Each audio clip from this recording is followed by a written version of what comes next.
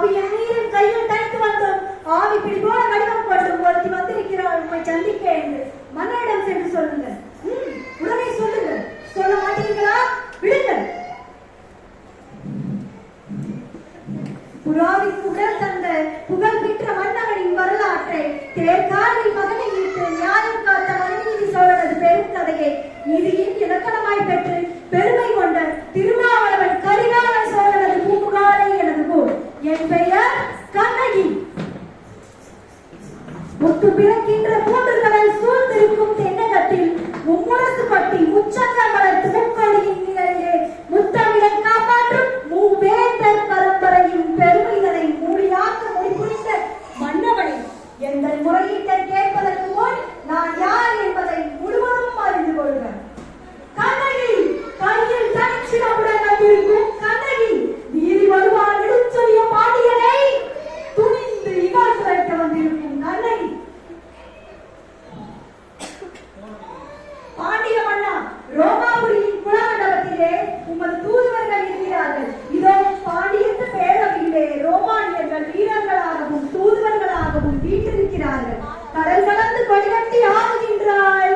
அந்த கொடி தொம்பை புரிந்துவிட அயல்நாட்டார் இகழ்ந்துரைக்க உமது கொடுங்கோல் அளித்த அவசர தீர்ப்புக்கு ஆளாகி கொலையுண்ட கோவலனின் மனைவி கண்ணகி நான் என்பதையும் அறிந்திடுக அரசே, அறிந்திடுக. போதும், யாகாவார் ஆயினும் நாகாக்க மன்னா, நாகாக்க. யார் கல்வன்? என் கணவனும் கல்வன்.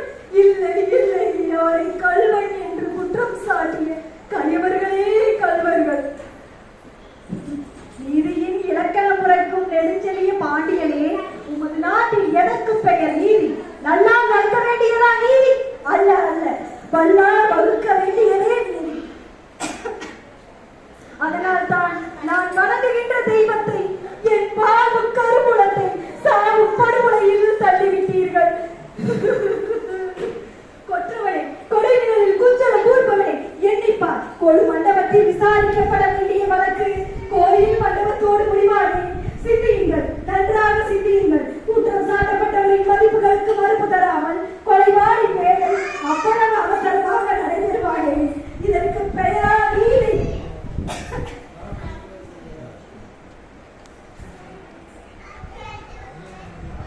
இதற்கு பெயரா நீதி? இதற்கு பெயரா நியாயம்? இதற்கு பெயரா அரசு? இதற்கு பெயரா அரண் காக்கும் மன்னன்? கோப்பெரு தேவியின் சிறப்பு இல்லை, கோவலன் தேவியா என்னுடைய சிலம்பு. நீ யார் நம்புவதற்கு? உன்னை யார் நம்ப சொல்கிறார்கள்? உன் மீது வழக்குரைக்க வந்தவன் நான். குற்றவாளி நீ. ஆம், நீ குற்றவாளி. அதனால் தீர்ப்பளிக்கும் உரிமை உன் கையில் இல்லை. இதோ இருக்கிறார்கள் பெருங்கேண்மை பெரியோர்கள். இவர்களே இதற்கு நீதிபதிகள். இவர்கள் உரைக்கட்டும் நல்ல தீர்ப்பு.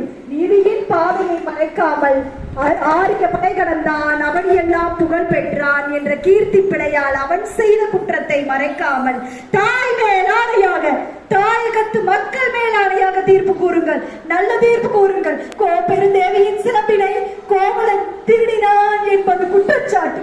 அதற்காக மரண தண்டனை. அது ஆராயாமல் அளித்த தீர்ப்பு, அதற்கு மன்னன் பொறுப்பு. இதுவே என் வழக்கு. இதோ என்னுடைய ஒற்றை சிலம்பு. இதற்கிணையான மற்றொரு சிலம்பை தான் என் மணவாளன் விற்க வந்தார். மாபாவிகள் அவரை கொன்று குவித்து விட்டார்கள். அரசையே கொன்று குவித்து விட்டார்கள்.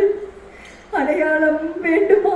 1000 கேள்விகள் என்னை கேட்டு உன்னை குற்றமற்றவனாக ஆக்கிக் கொள்ள துடிக்கிறாயே.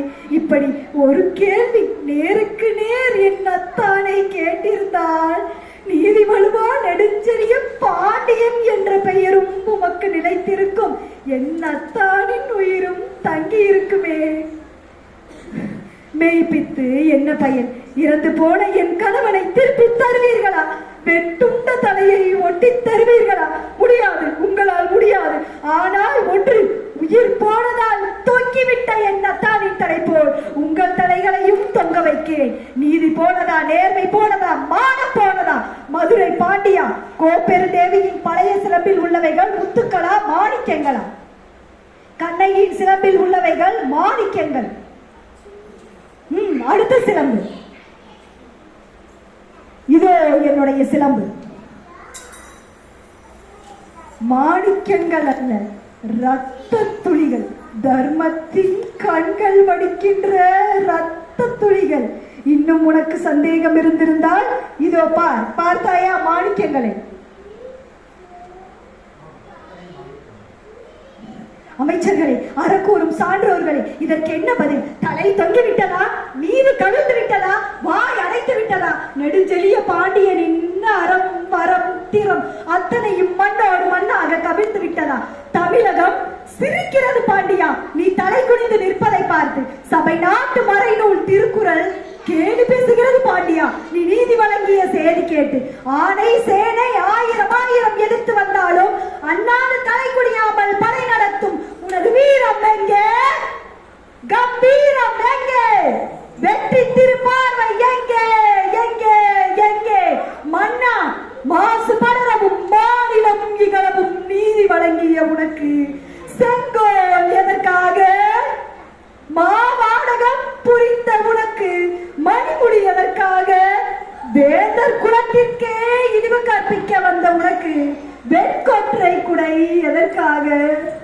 அழு அழு, காலமெல்லாம் என்னை அழ வைத்த காவலனே அழு.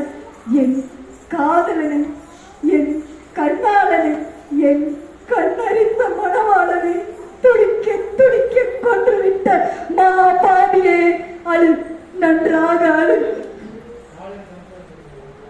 என் நெஞ்சிலே கொண்ட நெருப்பே, தீயாய் பரவி இந்த மதுரை மாநகரையே எரித்து விடு.